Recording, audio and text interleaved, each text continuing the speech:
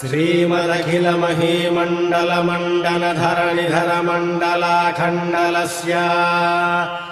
निखिलसुरासुरवन्दितवराहक्षेत्रविभूषणस्य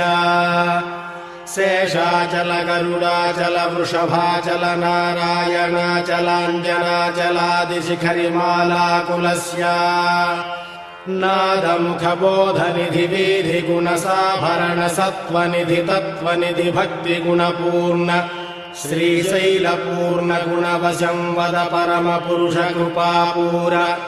विभ्रमदतुङ्गशृङ्गगणद्गगनगङ्गासमालिङ्गितस्य